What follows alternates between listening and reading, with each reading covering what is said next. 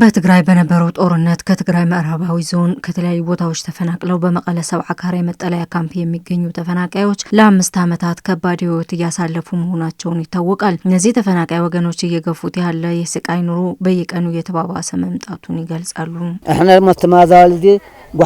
እኛ ተፈናቃዮች ህይወታችን ጠዋትም ቀንም ሆነ ማታ ጭቃ ላይ ነው። ህይወቱን ለማዳን በጸሎትና በልመና ነው የሚያድረው። አውዚ ዘለና ሕማቅ ኢና ዘለና حزرخون زبقديدنا كاتي حزرخون حد قول عوا 12 ساعات خوين كون عكيتوطنا እዚህ ያለን ተፈናቃዮች መጥፎ ህይወት ውስጥ ላይ ነው ያለነው። 12 ሰዓት ሲሞላ ልጆች ጅብ ይመጣል ግቡ ይያልን ጥበቃውን ይባሰብን።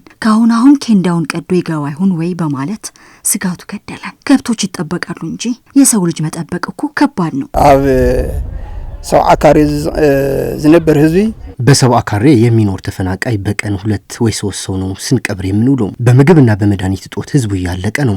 ተፈናቃዮቹ አክለውን ባጠረ ጊዜ ወደ ቀያቸው የሚመለሱበት ሁኔታ ካልተፈጠረ በህይወት ሊያቆያቸው የሚችል አንዳችም ነገር እንደሌለ ገልጸዋል። አብዛ ዓመት ይካሉ የተሞሊሱ ህዝቢ ደህና ወዓል ይህ የተፈናቃይ በዚህ ዓመት ወደ ቀየው ካልተመለሰ ህይወቱ አደጋ ላይ ይገኛል። ህፃን በጅብ እየተበላ ከዚህ በላይ ምን አለና ክንደይ ህማም ዘይኖሮ ናይስን አምሮ ተጠቃሚ ኮይኑ ዘሎ بጭንቀት بጥሜት ዋ ብዙህ ኮይዝ ጉዳና ዘሎ ምንም በሽታ ያልነበረው ስንት ሰው ነው የአእምሮ በሽታ ተጠቂ ሆነው በጭንቀት በረሃብ ስንት እየተጎዳን ያለው። የቀረነው ምናብዳለን ወይ ምን ሞታለን። መንግስትም እንደሆነ ትኩረት አይሰጠንም።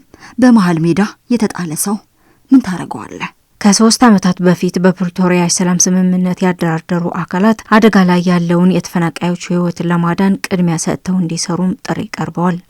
ሓደ መንፈስ ኮይኖም በአፋጣኝ ባንድ መንፈስና ባንድ ልብ ሆነው ወደ ቀያችን ከመለሱን በህይወት እንቆያለን። ካልሆነ ግን ያው ሞት ነው የሚጠብቀን። ግዛው መንግስቲ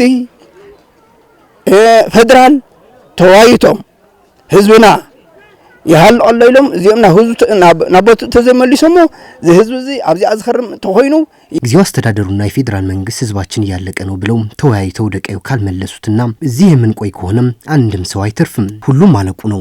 ኬንዳው ተቀዳዱም ቀን በፀሐይ ሌት በብርድ ያለቀን በመሆኑ የፌደራል መንግስት ይህንን ተረድቶ ሊመልሰን ይገባል። ከትግራይ ምዕራባዊ ዞንና ሌሎች የትግራይ አካባቢዎች ተፈናቅለው በየመጠለያ ጣቢያ የሚገኙ ወገኖች የፕሪቶሪያው የሰላም ስምምነት ተከትሎ ወደ ቀያቸው ይመለሳሉ ተብሎ ሲጠበቅ ሳይመለሱ 5 ዓመታትን በከፋ ኑሮ ውስጥ መሆናቸውን ይታወቃል።